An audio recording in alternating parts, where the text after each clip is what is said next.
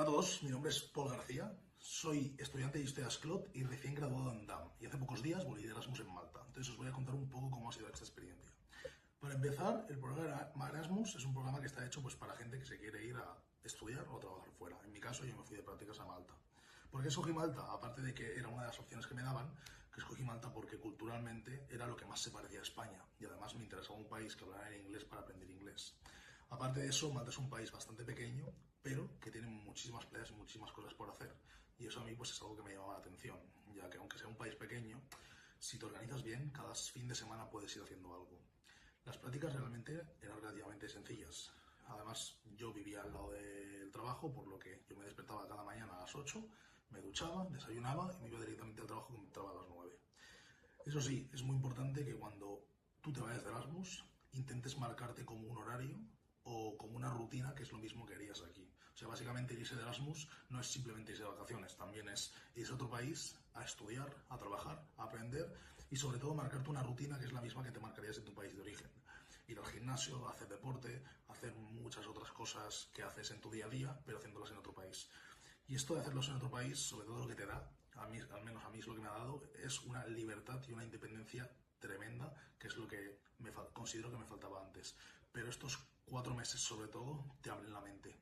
Y también, si eres una persona que considera o que está considerando en un futuro irse a trabajar a otro país, también es algo que te recomiendo hacer, porque digamos que es como una pequeña introducción a algo que podrías hacer en un futuro, que es irte a trabajar fuera o irte a estudiar fuera. Yo sinceramente es algo que lo recomiendo, la verdad, sobre todo para gente que tiene un poco esta idea en la cabeza y no sabe cómo hacerlo, pues el Erasmus es como un muy buen punto de partida para empezar a desarrollarte personalmente y a ver cómo te gustaría hacer todas estas cosas que quieres hacer en un futuro.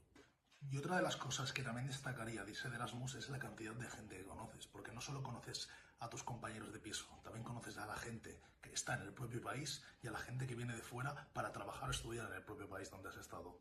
Y esto es algo bastante importante porque esto te enseña a trabajar en equipos de trabajo que no solo es gente esto te ayuda a ver cómo trabajan en otros países y a ver cómo se comporta la gente a las cosas que hagas y a cómo trabajes.